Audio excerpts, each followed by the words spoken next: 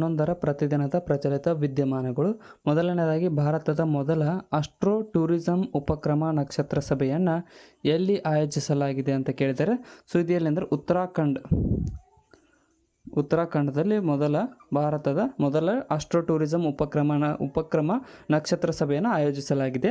ಇತ್ತೀಚೆಗೆ ಫಿಕ್ಕಿಯ cold chain ಮತ್ತು logistic ಶೃಂಗಸಭೆಯನ್ನು ಎಲ್ಲಿ ಆಯೋಜಿಸಲಾಗಿದೆ ಅಂತ ಕೇಳಿದರೆ, ಸೊ ಇದು ನವದೆಹಲಿಯಲ್ಲಿ ಈ ಒಂದು ಫಿಕ್ಕಿಯ ಕೋಲ್ಡ್ ಚೈನ್ ಮತ್ತು ಲಾಜಿಸ್ಟಿಕ್ ಶೃಂಗಸಭೆಯನ್ನು ಆಯೋಜಿಸಲಾಗಿದೆ. ಆಂಧ್ರ ಪ್ರದೇಶದ ಮುಂದಿನ ಮುಖ್ಯಮಂತ್ರಿಯಾಗಿ ಯಾರು ಪ್ರಮಾಣವಚನ ಸ್ವೀಕರಿಸಲಿದ್ದಾರೆ ಅಂತ ಅಂದರೆ, ಇವರು ಎನ್ ಚಂದ್ರಬಾಬು ನಾಯ್ಡುರವರು ಆಂಧ್ರ ಪ್ರದೇಶದ ಮುಂದಿನ ಮುಖ್ಯಮಂತ್ರಿಯಾಗಿ ಪ್ರಮಾಣವಚನ ಸ್ವೀಕರಿಸಲಿದ್ದಾರೆ. ಇನ್ನು ಕಸಾಪ ಅಂದರೆ ಕನ್ನಡ ಸಾಹಿತ್ಯ ಪರಿಷತ್ ನೀಡುವಂತಹ ಕೆಂಗಲ್ ಹನುಮಂತಯ್ಯ ದತ್ತಿ ಪ್ರಶಸ್ತಿಯನ್ನು ಯಾರಿಗೆ ನೀಡಲಾಗಿದೆ ಅಂತ ಅಂದರೆ, ಇದು